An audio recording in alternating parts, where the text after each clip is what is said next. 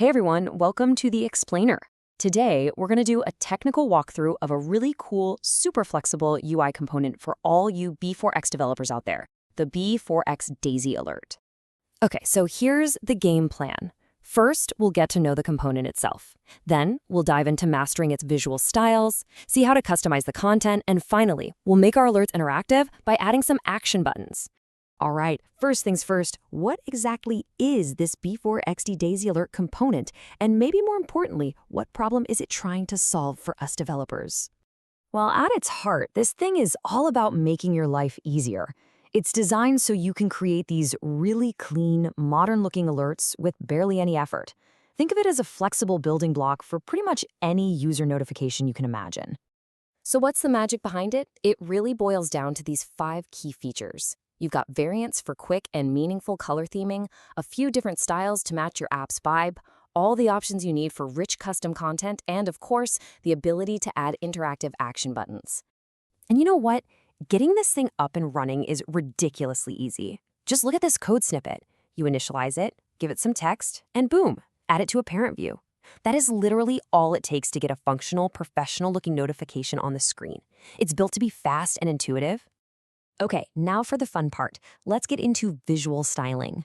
This is where you really get to make these alerts your own and have them blend perfectly into your app's design. The first big concept you need to grasp here is the variant property. Think of it as a shortcut. It uses color psychology to give your users an instant heads up about what's going on, all without you having to fuss with picking out specific hex codes. For example, you just call setVariant with success, and that's it. One single line of code and the whole thing, background, text, icon, instantly turns into this consistent positive green theme. And right out of the box, you get a bunch of these super useful variants, like info, success, warning, and error.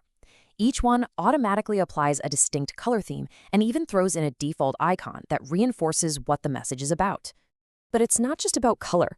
The alert style property completely changes the whole vibe. So on the left, you've got the default solid style. It's bold, right? But then, with just one tiny change, you get the soft style on the right, which gives you a much more subtle, lighter background. And if you want something even more minimal, check out the outline style.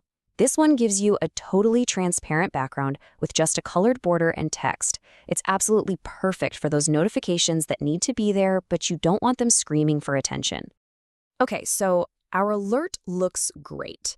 But what about the message itself? Let's talk about customizing the content to give our users all the context and clarity they need. The component gives you this awesome level of control. You've got properties for a main title, your primary text message, and even a more detailed description if you need it.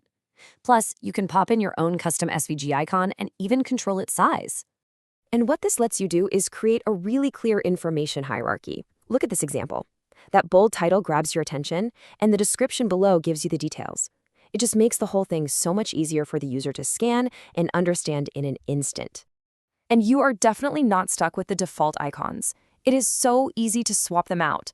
You just drop an SVG file into your assets folder and then tell the icon asset property what that file is called. Seriously, it's that simple. A static message is good, but you know what's even better? An interactive one. Let's dig into how you can add action buttons so the user can actually do something with your alert. So, the component has the super handy method called Add Action Button. You just give it the text for the button and something called a tag. Don't overthink the tag. It's just a simple ID, like a nickname, so we can tell which button the user tapped later on. Now, this is the really clever part.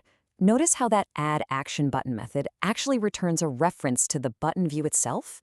This is huge because it means you can grab it and do whatever you want with it. Change the text color, the background, the borders, you get total styling control. So the user sees the button, they tap it, and what happens next? Well, the component fires off this ActionClick event, and inside your code that handles that event, it hands you back that unique tag we set up before. That's how you know exactly what they chose to do. So let's just pull this all together. You've got variants for instant, meaningful color. You've got styles to get the look just right. You've got all these properties for rich, detailed content. And you've got a super simple way to make it all interactive. It's really the whole package. When you have this much flexibility and power at your fingertips, you can build pretty much anything from a tiny little heads up to a full-blown confirmation dialogue.